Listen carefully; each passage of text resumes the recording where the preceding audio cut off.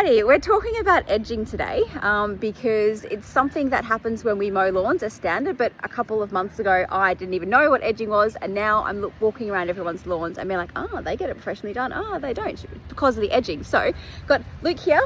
Hi. How you doing? Hi. I'm going to ask Luke a bunch of questions about edging and what is involved and how to do it, and then we'll show you what it looks like.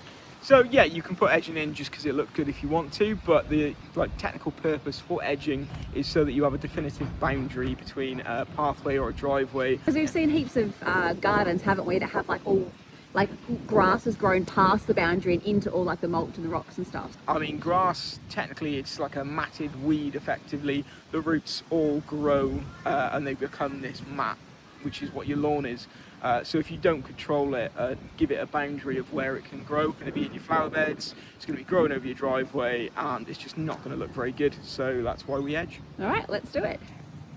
All right, so there's a difference of the tools that we use when we're edging based on how flush the lawn is with the drive or whatever we want to edge. So tell us about that, Luke.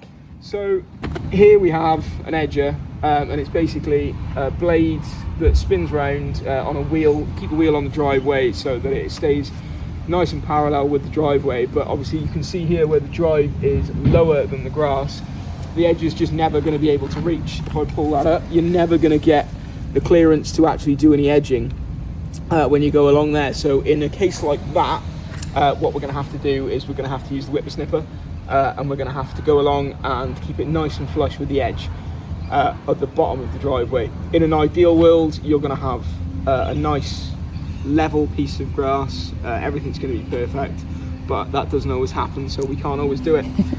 Whereas in a place like this where the driveway is flush with the grass, it's a perfect place that we can put an edger in. We can see the roots are already starting to encroach over the edge of the driveway just a little bit. They're not too bad, but when we edge along here, it's going to give us a nice gap down the edge of the driveway, and our roots aren't going to push onto our driveway, and it's going to look.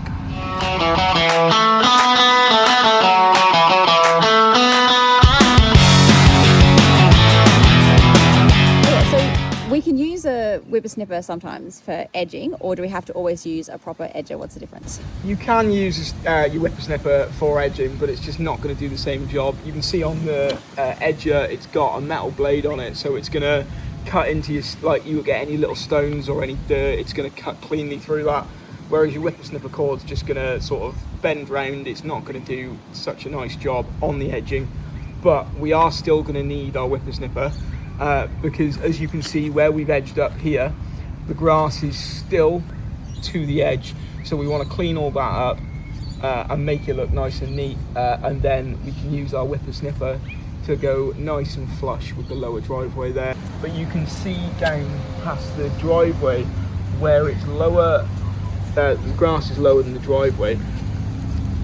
If you edged along there, you're going to get this massive V because you can't get it flush. So you're going to have to strim along there, or whippersnip along there, just to make it nice and flush if your grass isn't level with your driveway. So it's always better to edge up first, and then you can pick your whippersnipper up and you can tidy everything up and make it look nice and neat.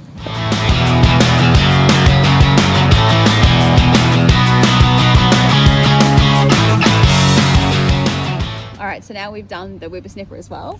And it's definitely nice and flat along the edge as if it's been mowed, which looks great. You can notice though, there's still some roots which have been growing really tight to the edge of this driveway. So when your driveway hasn't been edged in quite a while, this is what you're going to get. You're going to get these really long roots growing alongside the driveway that are, obviously they can't grow through the driveway, so they're going to follow it. And this is what you're going to end up with, and they're just going to grow into a mat along here. So this is why we need to edge up our driveways and our path edging, just to do that. Once we've done everything, then we can have a rake up, a scoop up and a blow up, and everything is going to look nice and clean, nice and tidy. So we went over it a third time with the edger, and you can notice much cleaner difference now. Every time you do it, you're not going to need to go 3 times. This is just because it hasn't been done before for I don't know how long. But once it's done, you maintain it regularly, and it's no problem.